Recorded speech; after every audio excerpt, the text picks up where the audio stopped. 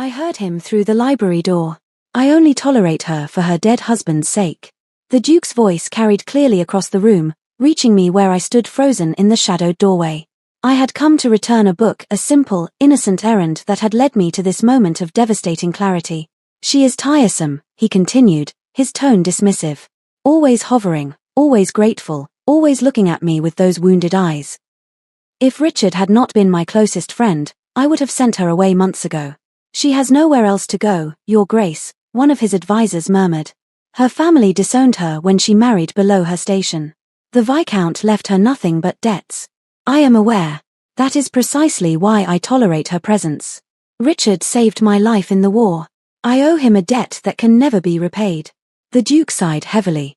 But I confess there are days when I wish he had chosen a more suitable wife. Someone with resources, connections. Someone who could fend for herself rather than depending on my charity. Charity. The word struck me like a physical blow. For 8 months, I had lived in this house as the Duke's guest. 8 months since Richard had died of the fever that swept through London, leaving me widowed at 23 with nothing but the clothes on my back and debts I could not possibly repay. The Duke. Richard's oldest friend, the man who had stood beside him at our wedding, had taken me in without hesitation. He had given me a room, provided for my needs, treated me with what I had believed was genuine kindness. And all along, he had merely been tolerating me, enduring my presence out of obligation to a dead man. I had been such a fool. The difficulty, the Duke continued, is that I cannot simply cast her out. It would damage my reputation, and more importantly, it would dishonor Richard's memory. So I must continue this arrangement indefinitely. Perhaps she will remarry, Your Grace. With what dowry? What connections? She is the daughter of a baron who has publicly declared he has no daughter. She has nothing to offer a potential husband except a pretty face and a talent for looking pathetic. Laughter rippled through the room, and something inside me shattered. Not my heart. That had been broken when Richard died, and had only just begun to heal. No, what shattered was something else entirely. My illusions. My gratitude. My willingness to accept charity from a man who saw me as nothing more than an obligation. I set the book down silently on the hallway table. I turned and walked away. And I did not stop walking until I had gathered my few belongings, slipped out the servants' entrance, and disappeared into the London night. I left without a word. Because there were no words for what I felt. I had no plan. That was the terrifying truth that struck me as I walked through the dark streets of London, my small bag clutched in my hands, my mourning gown marking me as a widow in a world that had little patience for women without protectors. I had no plan, no money, no connections. What I had was rage. The Duke had called me pathetic. He had laughed at the idea of my remarrying. He had reduced my entire existence to an inconvenience he was forced to tolerate. Well, I would not be tolerated. I would not be pitied. I would not be anyone's charity case. I walked until my feet ached, until the sky began to lighten with the first hints of dawn. I found myself at the river, staring at the water, wondering what options remained to a woman in my situation. I could throw myself in. That was one option, the coward's way out, the surrender I refused to contemplate. I could find work. But what work? I had been raised as a baron's daughter, trained in needlework and music and the art of managing a household. I had no skills that would earn money in the harsh world of commerce. Or I could use the one thing I did have. My mind. Richard had always said I was the cleverest woman he had ever met. He had been proud of my intelligence, had encouraged me to read and think and question. He had treated me as an equal, a partner, not an ornament. If I was clever, then I needed to use that cleverness now. I needed to survive. I found work at a publishing house. It was not the kind of work a baron's daughter was supposed to do.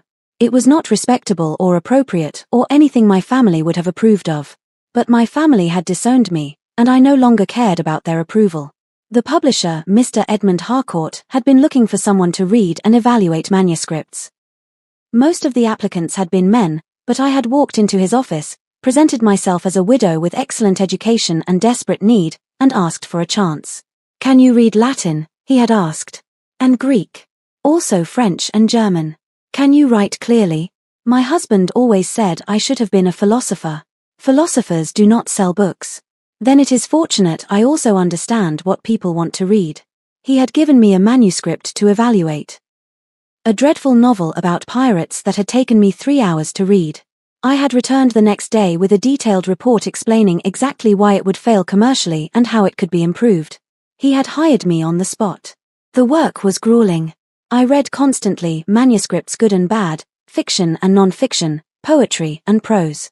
I wrote evaluations that were honest, sometimes brutally so, and helped Mr. Harcourt decide which books to publish. The pay was modest, but it was mine. I rented a small room in a respectable boarding house. I bought food with money I had earned. I built a life that belonged to no one but myself. And slowly, gradually, I began to heal. The Duke found me 6 months later. I was in the publishing house's cramped office, surrounded by stacks of manuscripts, when the door opened and he walked in.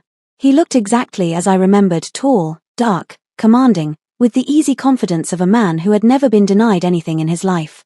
Mrs. Ashworth. His voice was carefully controlled. I have been searching for you. Your Grace. I did not rise from my chair. How did you find me? With considerable difficulty. You covered your tracks well. I did not want to be found. So I gathered.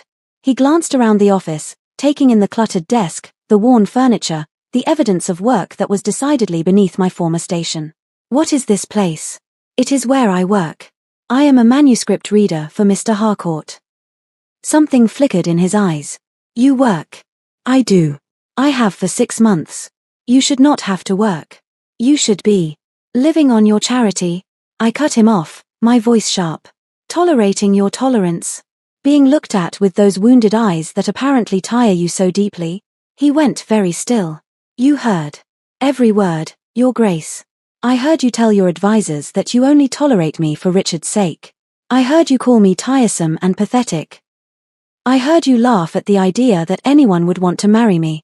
I stood finally, facing him across the cluttered desk. I heard everything. Eleanor. Mrs. Ashworth. We are not intimate enough for you to use my given name. I did not mean. You meant every word. Do not insult me by pretending otherwise. I gathered the manuscript I had been reading. I have work to do. If you have nothing further to say, I must ask you to leave. I came to apologize. Your apology is not necessary. You told the truth as you saw it. I was an obligation. A burden. A debt you owed to a dead man. I met his eyes. I have relieved you of that burden. You should be grateful. I am not grateful. I am concerned. Concerned? About your welfare. About your safety. About your reputation, you mean. About what people will say when they learn that Richard Ashworth's widow is working as a clerk in a publishing house. I smiled coldly. Do not worry, Your Grace. I tell no one of my connection to you. Your precious reputation is safe. He stared at me as though seeing me for the first time. You are angry. I am beyond angry. I am transformed. I moved toward the door and opened it. Goodbye, Your Grace. Do not search for me again. There is nothing between us that requires further communication. He left without another word. And I stood in the doorway, trembling with the aftermath of a confrontation I had been dreading for months. I had faced him. I had refused his pity. I had chosen myself. The Duke did not give up. Over the following weeks, he sent letters. I returned them unopened. He sent flowers. I gave them to the landlady. He sent a solicitor with an offer of financial support. I sent the solicitor away with a message that his employer should find a more productive use of his time. You have an admirer, Mr. Harcourt observed one afternoon, watching through the window as the Duke's carriage departed for the 3rd time that week. I have a pest. A titled pest. A wealthy pest. He raised an eyebrow. Most women would be flattered. I am not most women. No. You are not. He returned to his ledgers. You are also not a fool. Whatever happened between you and the Duke, he is clearly determined to make amends. Perhaps you should let him. You do not know what he said. I do not need to. I know what you were when you came here, beaten down, desperate, with nothing left but pride. And I know what you are now, confident, capable, valuable to my business. He shrugged. Whatever he said, it led you here. Perhaps that is worth something. I thought about his words for a long time. Was it worth something? The pain, the humiliation, the months of struggle, had they made me stronger? Perhaps. But that did not mean I owed the Duke anything. I saw him again at a literary salon. Mr. Harcourt had begun inviting me to gatherings where writers and publishers mingled, exchanging ideas and making connections. It was at one such event that I looked across the room and saw the Duke watching me. He approached before I could escape. Mrs. Ashworth. I did not expect to see you here. Nor I you. I did not know Dukes were interested in literature. I am interested in many things. His eyes held mine. I have been reading your evaluations. I blinked. My evaluations? Mr. Harcourt has been kind enough to share some of your work. You have a remarkable gift for understanding what makes a book succeed or fail. I have a gift for understanding what people want. It is a survival skill. Is it? I would have called it intelligence. You would not have called it anything 6 months ago. You would have called me tiresome and pathetic. He flinched. I deserved that. You deserved far worse. I glanced around the room, looking for an escape route. If you will excuse me, please. He caught my arm gently. Give me 5 minutes. Let me explain. There is nothing to explain. You said what you felt. I heard it. I acted accordingly. What I said was not what I felt. It was what I thought I was supposed to feel. His voice was low, urgent. I was trying to convince myself that you did not matter. That my obligation to Richard was the only reason I had taken you in. And was it not? No. He released my arm. It was not. I stared at him, confusion replacing anger. Then why did you say those things? Because I was afraid. Because from the moment Richard died, I found myself thinking about you in ways that had nothing to do with obligation. Because I looked at you across the dinner table every night and felt things I had no right to feel for my dead friend's wife. My heart began to pound. What are you saying? I am saying that I was a coward. I said cruel things because the truth was too frightening to admit. He met my eyes. I did not tolerate you, Eleanor. I loved you. And I hated myself for it. I did not believe him. I could not believe him, not after the words I had heard, not after the months of struggling to rebuild my life from nothing. If you loved me, you would not have spoken of me that way. I know. I know that what I said was unforgivable. But you must understand I had watched Richard die. I had held his hand as the fever took him. And then I looked at you, his widow, grieving and lost, and I felt. He struggled for words. I felt guilty. For wanting you. For being glad that he was gone because it meant I might have a chance. That is monstrous. Yes. It is. And I hated myself for it. So I tried to convince myself that what I felt was merely obligation. That my kindness to you was nothing but duty. His voice cracked. Those words you heard, they were not the truth. They were a lie I was telling myself to survive the guilt. I felt tears streaming down my face. You let me believe I was a burden. I know. And I will spend the rest of my life regretting it. I left in the middle of the night with nothing. I slept in doorways. I starved for days before I found work. Do you understand what you did to me? No. I cannot imagine. And that is the worst part. I did not know what happened to you until I found you here, transformed, successful, no longer needing anything from me. He paused. Perhaps that is the punishment I deserve. To realize too late what I had, and to see that you no longer need me at all. I looked at him, this man who had hurt me so deeply, who was now laying his heart bare before me in a crowded room. You are right, I said quietly. I do not need you. I have built a life that belongs to me. I have proven that I can survive without anyone's charity or tolerance. I know. But that does not mean I cannot choose to let you in. I held his gaze. If you are telling the truth, if what you felt was truly love buried under guilt, then perhaps we can begin again. Not as benefactor and dependent. As equals. Hope flickered in his eyes. Equals. I will not give up my work. I will not give up my independence. If you want to be part of my life, you will have to accept me as I am. Not as the pathetic widow you pitied, but as the woman I have become. I would not want you any other way. Then we will see. Slowly. Carefully. I smiled a guarded smile, but a real one. You will have to earn my trust, your grace. It will not be easily given. I will earn it. Whatever it takes. Good.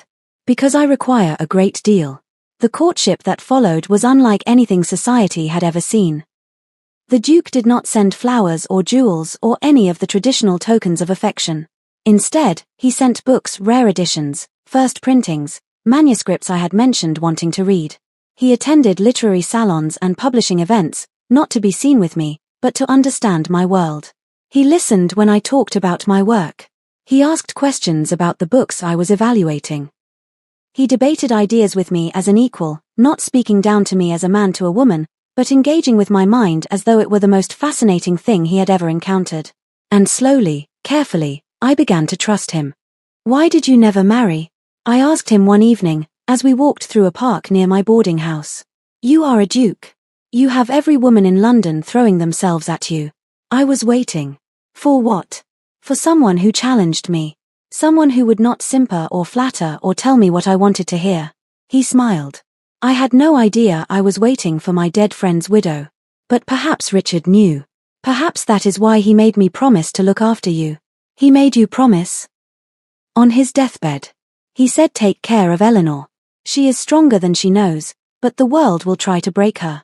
And then he made me swear I would protect you. I felt tears in my eyes. He knew he was dying. Yes. And his last thoughts were of you. The Duke took my hand. He loved you completely, Eleanor. He would want you to be happy. I am beginning to believe that happiness is possible again. Only beginning. I have learned to be cautious. The last time I trusted completely, I ended up homeless and desperate. I will never hurt you like that again. You may not mean to. But people hurt each other, even when they love each other. I squeezed his hand. The difference is whether they work to heal the wounds. Whether they choose each other despite the pain. I choose you. Every day. For the rest of my life. Then keep choosing. And eventually, I will believe it. I married the Duke a year after I left his house without a word. It was not a society wedding. I refused to be paraded before the people who had whispered about me during my months of poverty, who had speculated about what had happened to Richard Ashworth's widow. Instead, we married quietly, in a small chapel, with only a handful of witnesses. Mr. Harcourt attended, giving me away in place of the family who had disowned me. The Duke's closest friends stood beside him, men who had known Richard and who understood the complicated history that had brought us to this moment. "I, Marcus, take you, Eleanor, to be my wife," the Duke said, his voice steady with emotion. "I promise to respect you as my equal. I promise to support your independence. I promise to earn your trust every single day, for the rest of my life." "I, Eleanor, take you, Marcus, to be my husband," I replied. "I promise to let go of the past.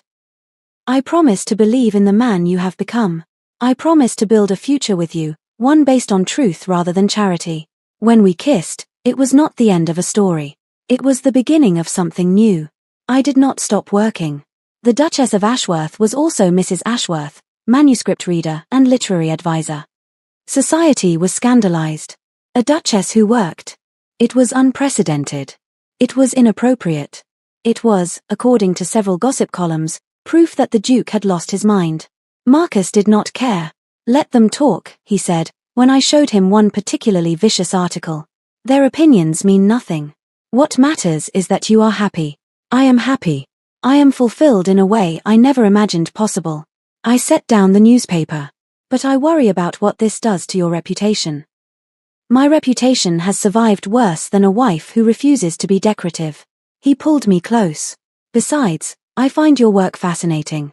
You have introduced me to writers and thinkers I never would have encountered otherwise. You have expanded my world. And you have expanded mine. I never thought I would say this, but I am grateful that you found me in that publishing house. I am grateful you did not throw me out immediately. I considered it. I know." He kissed my forehead. "I am glad you gave me another chance. We had children in time, 3 of them, each as stubborn and independent as their mother. I taught them to value intelligence over status, to judge people by their actions rather than their words, to build lives that belong to themselves rather than depending on others. And I continued to work, even as my hair turned grey and my eyes grew tired from years of reading. I nurtured new voices, discovered new talents, helped shape the literary landscape of England. I was not just a duchess. I was a force. 20 years after I left the Duke's house without a word, I sat in my study and read a letter from a young widow. She was desperate, she wrote. Her husband had died, leaving her with nothing. Her family had disowned her. She had no skills, no connections, no idea how to survive. She had heard about me. About the Duchess who had once been in the same situation. She wanted to know how I had done it. How I had gone from homeless to powerful. How I had built a life from nothing. I set down the letter and thought about my answer. I thought about that night in the library, when I had heard the Duke call me pathetic.